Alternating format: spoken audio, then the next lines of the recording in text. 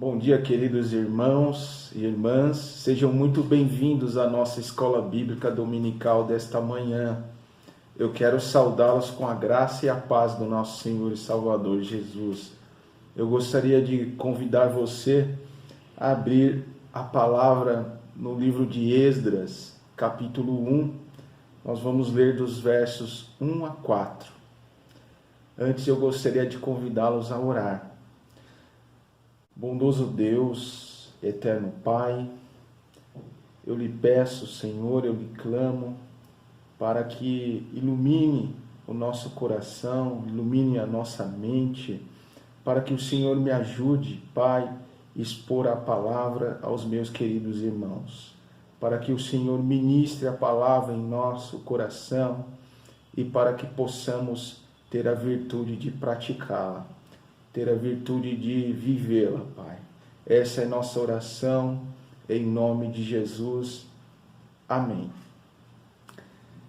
Esdras, capítulo 1, dos versos 1 a 4. Eu quero antes fazer uma breve recapitulação da nossa aula anterior.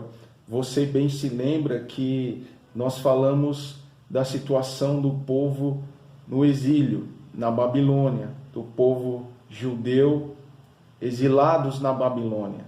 E aqui nós estamos diante de uma história, de um contexto que se deu 50 anos aproximadamente depois do exílio. Então nós estamos diante de uma história, de um contexto em que os judeus que haviam sido levados cativos para a Babilônia, eles estavam sendo libertos por um novo rei, por pessoas que estavam ali dispostas a ajudá-los, e tudo ordenado, tudo organizado pelo próprio Deus. Nós veremos esses detalhes conforme lemos as passagens. Antes também, nós falamos na aula passada acerca de planos para o próximo ano, e hoje eu quero usar a temática que diz por onde recomeçar. E isso, de certa forma, é uma continuação do que nós apresentamos na aula passada.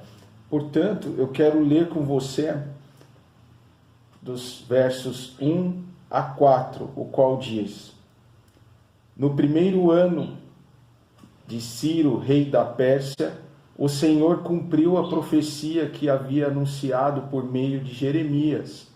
Despertou o coração de Ciro para registrar por escrito a seguinte proclamação e enviá-la a todo o seu reino. Assim diz Ciro, rei da Pérsia: O Senhor Deus dos céus me deu todos os reinos da terra. Ele me encarregou de lhe construir um templo em Jerusalém, em Judá. Quem pertence ao povo de Deus, volte a Jerusalém, em Judá, para reconstruir o templo do Senhor, o Deus de Israel, que habita em Jerusalém, e que seu Deus esteja com vocês. Onde quer que se encontre esses remanescentes judeu, que seus vizinhos ajudem com as despesas, dando-lhes prata e ouro, suprimentos e animais, além de ofertas voluntárias para o templo de Deus em Jerusalém. Irmãos, conforme lemos aqui, no primeiro ano do reinado de Ciro, rei da Pérsia, ele emite um decreto. E isso é uma palavra que estava se cumprindo, uma profecia proferida há muitos anos atrás pelo profeta Jeremias, que Deus iria despertar o coração de um rei, que esse rei iria libertar o povo do cativeiro, libertar o povo do exílio. E esse momento chegou. Como eu comentei no início, aproximadamente 50 anos depois que eles estavam ali na Babilônia, esse rei decretou a libertação desse povo. Esse rei emitiu um decreto em que ele liberou o povo para regressar à sua terra e também para reconstruir o templo que ficava em Jerusalém. E esse rei, o curioso na história, é que ele era um rei pagão, mas ele sabia que tudo que ele possuía, tudo que ele conquistou, foi pela força de Deus. Isso nos chama muito a atenção em relação a esses textos do Velho Testamento. Portanto, aqui ele emitiu esse decreto, ele também devolveu aquilo que havia sido tomado, tudo aquilo que havia sido levado, os materiais, os ouros, a prata, o bronze, tudo aquilo que tinha valor do povo. Lá em Daniel 1, nós vemos que Nabucodonosor levou todos os utensílios sagrados do templo.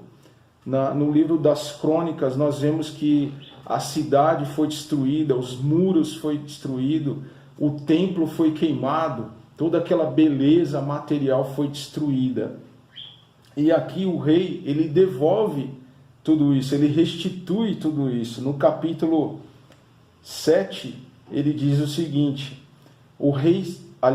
no versículo 7 ele diz, o rei Ciro tirou os utensílios que o rei Nabucodonosor havia levado do templo do Senhor em Jerusalém e colocado no templo de seus próprios deuses. Ciro, rei da Pérsia, deu instruções a Mitredate, seu tesoureiro, para que contasse esses utensílios e os entregasse a Sesbazar, líder dos exilados que voltavam para Judá. Então perceba que, além dele libertar o povo, ele devolveu todo o despojo que havia sido conquistado pelo rei Nabucodonosor. Mas a pergunta não era tarefa fácil. A pergunta ou era tarefa fácil acerca dessa retomada para Jerusalém? Nos parece que não, porque teria que ser transportado tudo para Jerusalém, era uma distância considerada, a cidade, o local estava totalmente destruído, totalmente arruinado, e precisava de pessoas para que pudessem organizar toda essa retomada para a sua terra natal. E agora eu quero convidar você para abrir no livro de Neemias, no capítulo 1, dos versos 1 a 4.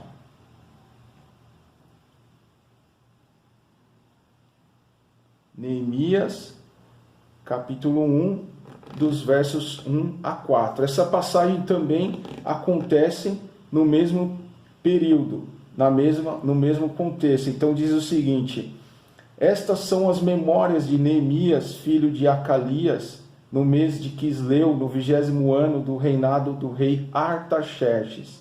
Eu estava na fortaleza de Suzã. Anani, um de meus irmãos, veio me visitar com alguns homens que haviam chegado de Judá. Perguntei-lhes a respeito dos judeus que haviam regressado do cativeiro e da situação em Jerusalém. Eles responderam: as coisas não vão bem para os que regressaram à província de Judá. Eles estão passando por dificuldades e humilhações. O muro de Jerusalém foi derrubado e suas portas foram destruídas pelo fogo. Quando ouvi isso, sentei-me e chorei. Durante alguns dias, lamentei, jejuei e orei ao Deus dos céus. Então, aqui nós estamos diante de outra personagem, de Neemias. Neemias, ele era copeiro do rei. Ele era uma pessoa muito importante naquela corte, assim como Esdras também se destacou muito na corte real da Pérsia. E eles foram despertados também por Deus para que se compadecesse do povo. Esdras foi incumbido de ir até Jerusalém supervisionar a reconstrução do templo. Neemias foi despertado por Deus no momento em que ele encontra um dos seus irmãos e pergunta a situação de como estavam os seus compatriotas. e a notícia não é nada boa, não é animadora. O povo estava sofrendo dificuldades e passando por humilhações. O texto relata que essas dificuldades eram várias: a fome, a escassez de bens, a frieza espiritual que o povo estava vivendo. Muitos haviam sido vendidos como escravos por não terem como pagar as suas dívidas. Então eles estavam vivendo sobre uma situação muito caótica. Mesmo diante de uma grande vitória, que foi a libertação, o decreto que libertou o povo para retornar do exílio, eles ainda estavam passando por momentos de aflição. E o que nos chama a atenção aqui é que Deus levanta dois homens, duas figuras emblemáticas, uma Esdras, que era sacerdote, que era escriba, e outro Neemias, que era uma pessoa ligada diretamente ao rei, que servia como copeiro. Um era sacerdote e o outro era leigo. E perceba que a união desses dois homens, eles fizeram um trabalho relevante. O primeiro ponto que nos chama a atenção acerca de todo esse trabalho foi que tanto Esdras como Neemias, ambos se compadeceram da situação do povo. Por quê? Porque eles estavam em uma situação muito confortável. Eles tinham absolutamente tudo para se viver uma vida boa naquela corte real. Mas a situação que o seu povo estava vivendo os chamou a atenção. E Deus desperta o coração desses homens, e Neemias leva a um ponto a Deus em oração, em jejum, em lamento. E passado-se algum tempo, Deus responde à oração de Neemias. Neemias, vivendo uma profunda angústia em seu coração, ele se apresenta diante do rei para servi-lo. Veja no capítulo 2 de Neemias, dos versos 1 a 5, que diz: no mês de Nissan, no 20º ano do reinado do rei Artaxerxes, eu estava servindo vinho ao rei. Nunca eu tinha estado triste em sua presença.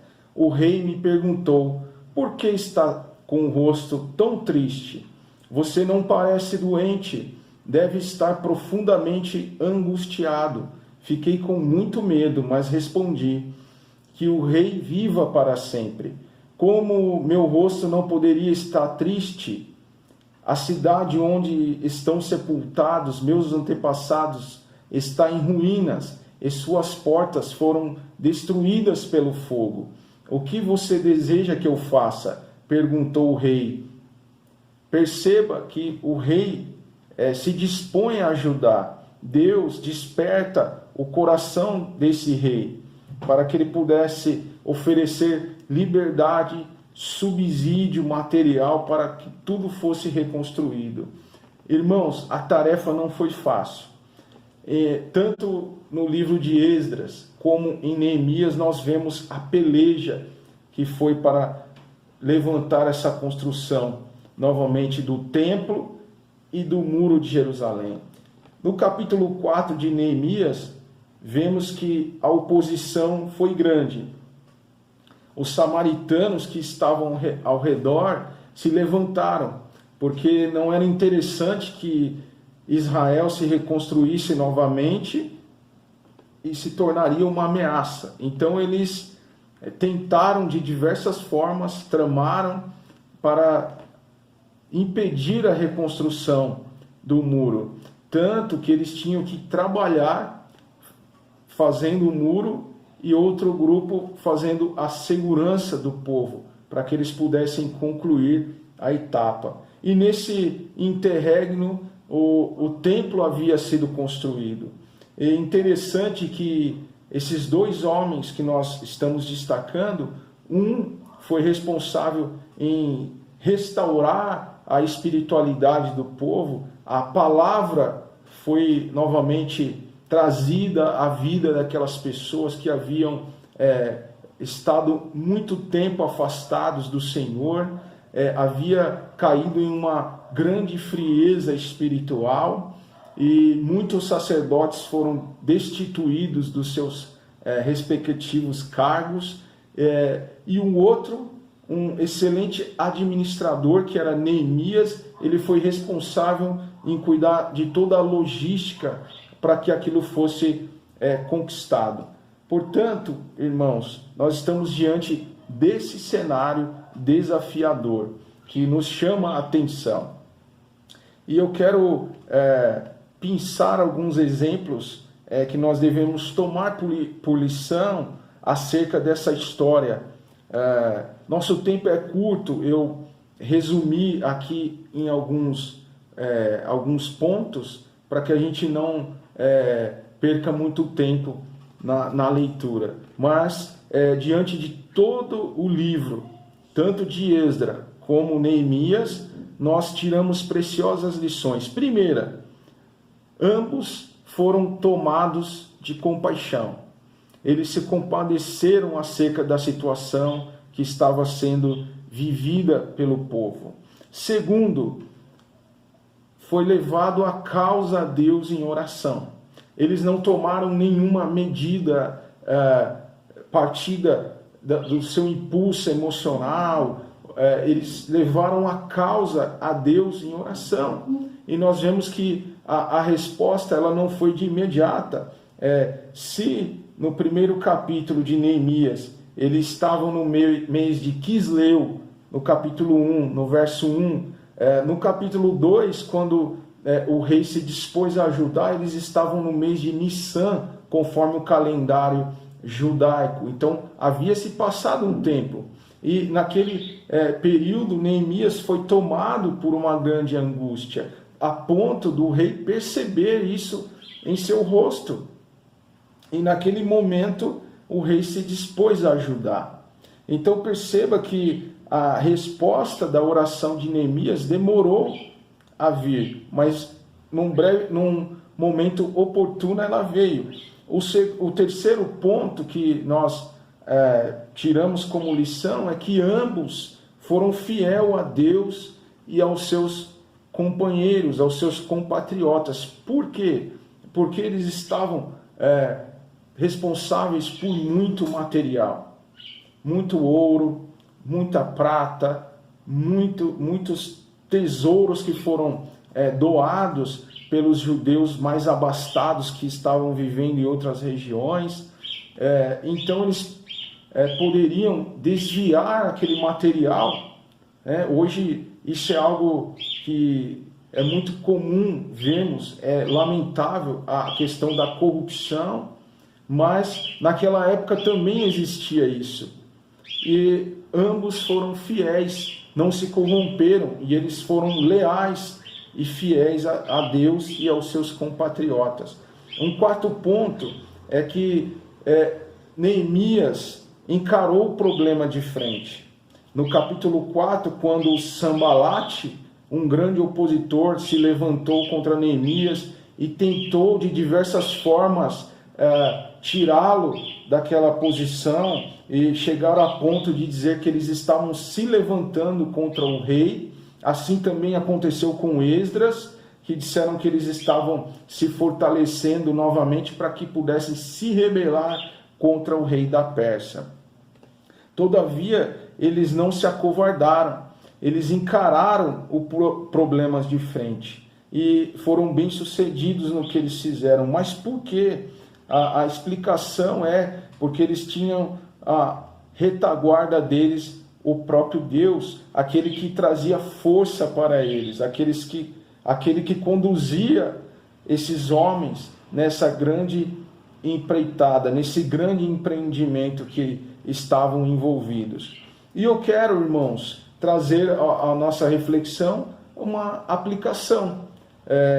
Nós estamos vivendo tempos em que nós vimos no ano que se passou e ainda estamos vendo muitas coisas acontecer, muitas coisas atípicas, coisas que não era comum acontecer durante anos passados. Eu quero agora, nesse momento, que você busque aí na sua memória algumas imagens que você vai se lembrar nos noticiários.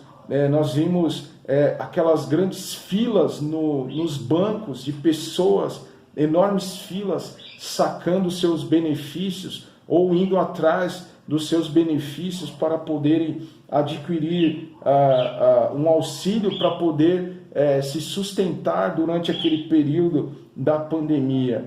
Nós vimos também na praia de Copacabana aqueles balões que foram levantados, simbolizando o número de pessoas que foram acometidas pela doença. Os hospitais, os leitos cheios de pessoas. E esse ano a história não muda tanto. A história não muda. Há uma esperança na vacina, mas nós sabemos e temos que ser equilibrados em relação a isso, que a nossa confiança total ela está em Deus, não está na ciência, não está na vacina, ela está no Deus. E diante de toda essa situação, nós vimos muitas pessoas que perderam as suas vidas, muitas pessoas queridas que partiram. Nós vemos muitas empresas fechando e a consequência disso, muitas pessoas desempregadas. E isso nos causa uma sensação de medo, uma sensação de recuar diante dos problemas. E eu quero, dentro da nossa reflexão, perceba que os nossos personagens, Neemias e Esdras, eles estavam diante de um grande problema. Eles estavam diante de uma situação que aos olhos humanos era quase impossível ser completada. Tanto que as pessoas que estavam ao redor deles, as nações que os cercavam, diziam: é impossível que eles reconstruam novamente. Mas eles não sabiam que Deus estava ao lado deles. E eu quero dizer a você que nós não devemos recuar nesse momento. Nós não devemos também hesitar nesse momento. Ou seja, não fazer nada. Porque nós estamos vivendo diversas situações. Cada um de nós estamos aqui num grupo expressivo, cada um com a sua vida, cada um com a sua situação. Então nós sabemos que há pessoas que foram atingidas de forma direta, outros indireta, outros só de olhar acaba se compadecendo, como os nossos personagens o fizeram. E nós devemos, irmãos, orar a Deus, levar toda essa causa em primeiro lugar em oração a Deus, para que Ele nos dê sabedoria acerca do que iremos fazer, da forma que iremos conduzir diante desse novo recomeço, desse novo ano. E a pergunta que nos resta é: por onde recomeçar? E o caminho é esse, irmãos. O caminho é, primeiro, nos dobrar a Deus em oração, dobrar os nossos joelhos a Deus em oração, levar a nossa causa em oração, sermos fiel a Deus e aos nossos irmãos e encarar o problema de frente. Aí a pergunta é: mas diante de tanta calamidade, eu vou ter coragem para encarar isso de frente? Sim, a palavra nos garante. Lá em 2 Timóteo, capítulo 1, verso 7, o apóstolo Paulo diz: pois Deus não nos deu um espírito que produz temor e covardia, mas sim que nos dá poder, amor e autocontrole. Então, esse mesmo espírito que Paulo menciona a Timóteo é o mesmo espírito que despertou Esdras, que despertou Neemias, que despertou tantos homens para encarar aquele desafio, encarar aquele problema. E esse mesmo espírito é o que irá despertar cada um de nós para recomeçarmos. É o mesmo espírito que irá dar visão para nós, para seguirmos em frente durante esse ano que que já está acontecendo. Parece que não, mas está. Nós estamos em 2021. E esse poder, ele nos dá coragem. Esse poder vindo do Espírito de Deus, ele nos dá ousadia. Ousadia num bom sentido. Ele nos dá o amor. E esse amor, ele vem a compaixão. Esse amor, ele nos leva a se compadecer do próximo.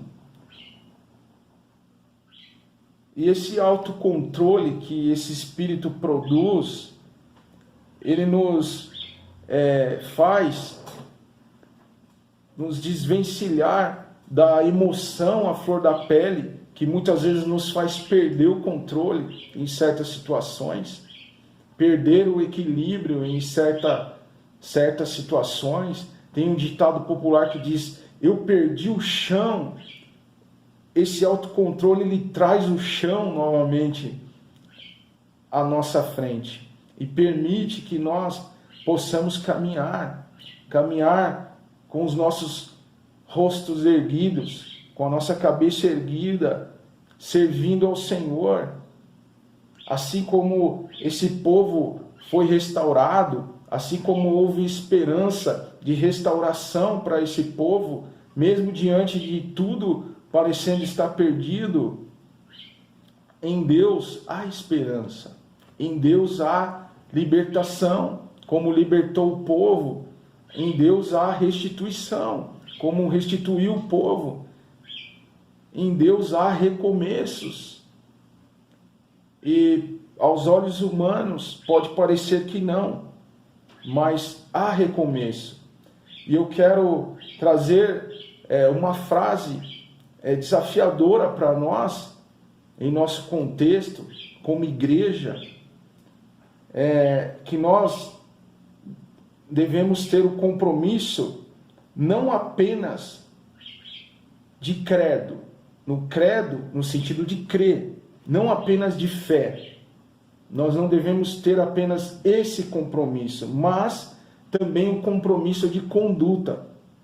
Porque diante de um texto como esse, diante de uma história verídica como essa, nós vemos que esses homens, eles creram, eles foram fortalecidos pelo Espírito de Deus, que nos traz um espírito de poder, amor e autocontrole, para a gente poder gerenciar as situações que nós estamos vivendo. É o mesmo Espírito que está sobre nós e que vai nos direcionar em nossa conduta, em nossas ações, em nosso proceder. Então, as pessoas que estão sendo guiadas pelo Espírito, em momentos como esse, fazem a diferença.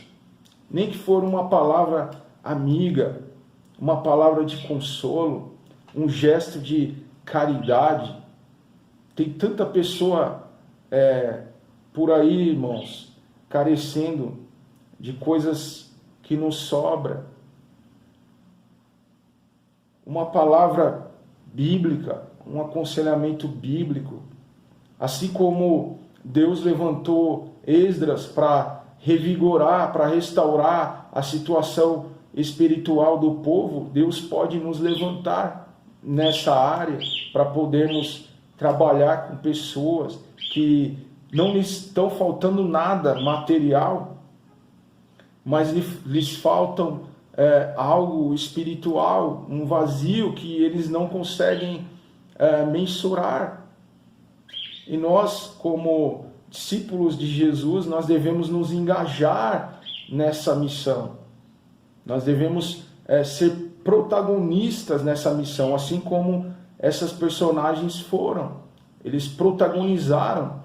E por outro lado, Neemias foi responsável em restaurar a área material daquela nação. E nós muitas vezes nos encontramos com pessoas que estão necessitando de algo, estão necessitando de bens materiais básicos, e nós ficamos na inércia, nós estamos cochilando em relação a isso, como igreja, como discípulo de Jesus. Portanto, eu quero encorajar você, não tenha apenas o compromisso do credo, mas tenha o compromisso da conduta, do proceder, e que essa palavra possa encontrar lugar no seu coração, e que você possa refletir acerca dela. Um forte abraço, irmãos, e que Deus abençoe a vida de vocês em nome de Jesus.